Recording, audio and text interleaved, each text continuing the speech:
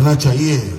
हर एक नेक काम का किसी न किसी नामे पाक से और नामे काम से चाहे पुकारो उस परम पिता परमेश्वर को, ईश्वर, अल्लाह, गॉड, भगवान या निसर्ग के नाम से, और जो भी काम करना चाहे वो रक्तदान, जीवन दान, नेत्रदान, अवयवदान, देहदान, पर्यावरण संरक्षण, इस जैसे काम से शुरुआत करनी चाहिए हर एक नेक काम की।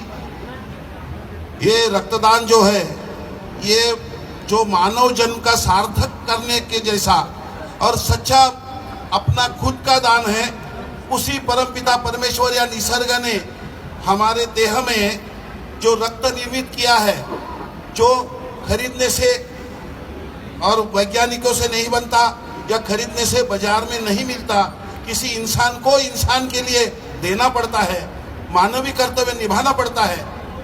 ऐसा जो रक्तदान है, इसको महान कार्य जो बोलते हैं, ये नियमित रूप से मेरा एक जिंदगी का उसूल है।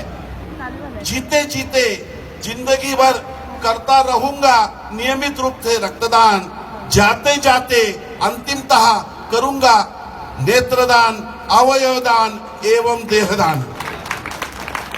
मेरे माताजी और नानी जी का नेत्रदान और देहदान कर चुके हैं हम, और जवर परिवार जैसे, लायंस क्लब जैसे, और यहाँ मैत्री से नाते 95 बिग FM, ये सब बड़े बड़े लोग जो सामाजिक योगदान देते हैं उनको भी मैं बधाई देना चाहूँगा और हर एक को आह्वान करना चाहूँगा, क्योंकि मेरा पूरा परिवार रक्तदाताओं का परिवार है, जो मित्र परिवार है, रामबाबू जैसे है।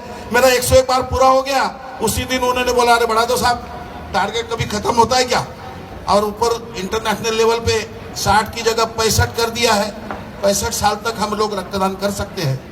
तो ऐसे जो मित्र है, क्योंकि जो पागलपन जिनमें है, जैसे हमारे पाठक सर भी हमारे पुराने मित्र है, औरों के लिए जीना ये पागलों का काम है और पागल ही इतिहास बनाते हैं। हमारे क्रांतिवीर, महावीर सब किसी न किसी चीज का जुनून सवार होता है, वैसे रक्तदान का जुनून सवार होने वालों में अग्रणी है हमारे रामबाबू।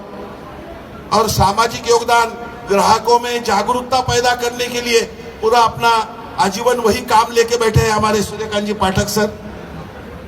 और ऐसे लोगों को सम्मानित करना और हमेशा अपने माता पिता का ऋण व्यक्त करने के लिए रक्तदान शिविर का आयोजन करने वाला जैसा जवर परिवार के सदस्य है, ये क्या है कि माँ बाप का ऋण व्यक्त करने के लिए बाकी सबका मतलब अपना काम से या जो भी आप कर रहे हो उसका समाज को उपयोग हो, ये उद्देश्य ये कर रहे हैं। मेरे परिवार में मेरे दोनों भाई भाभियाँ, मेरी मिसेस 38 बार रक्तदान कर चुकी है, बाद में डायबिटीज हो गया।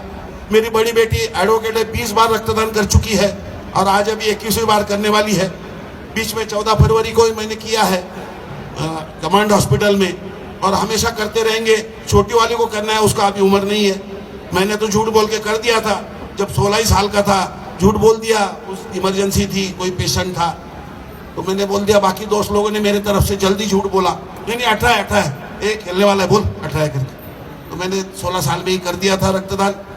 लेकिन 18 से 65 साल तक नियमित रूप से हर 3 महीने के बाद रक्तदान कर सकते हैं। और हमने नहीं भी किया, रक्तदान नहीं भी किया, तो ये हमारे शरीर में जो नया खून बनता है तो पुराना नष्ट होता है, बर्बाद होता है। उसके बाद में उसका और एक फायदा है कि हम लोग रक्तदान करते हैं तो हमारा ब्लड सर्कुलेशन जो है, रक्त प्रवाह जोर से घूमता है।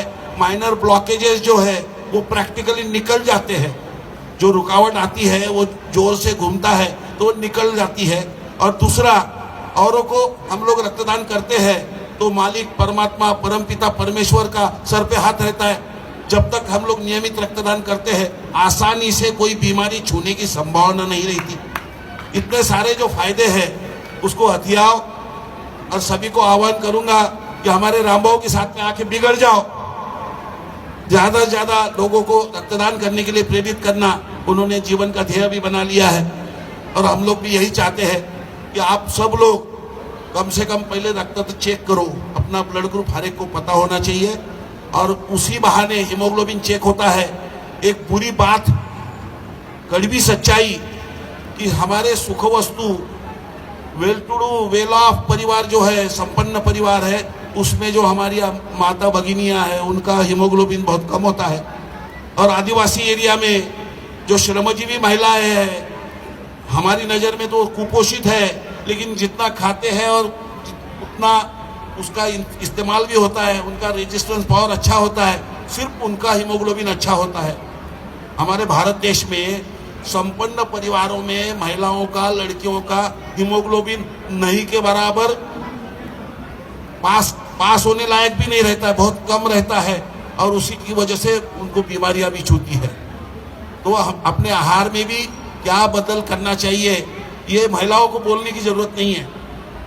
हीमोग्लोबिन उन्होंने बढ़ाना चाहिए उनके पर, क्योंकि महिला अगर सशक्त और अच्छी सेहत रही तो फिर परिवार की सेहत को संभालती है, तो औरों की सेहत संभालते संभालते खुद की सेहत की तरफ ध्यान नहीं देती है। तो उन्होंने अपना हीमोग्लोबिन बढ़ाने के लिए ध्यान देना चाहिए। पुनश्च एक बार ये जितनी सामाजिक संस्था है सबको कोटि कोटि वंदन। झंवर परिवार को हौसला अफजाई जो देते हैं वो भी जरूरी है, क्योंकि उस सबसे उनसे प्रेरणा मिल सकती है, उनको वंदन। हमारे मित्र आदरणीय सूर्यकांत जी पाठक, हमारे बाकी अफसरान और रामभाऊ बांगड़ और बाकी जो है बुजुर्ग, इन सबको वंदन, धन्यवाद। जय हिंद, जय महाराष्ट्र, जय विश्व बंधुत्व।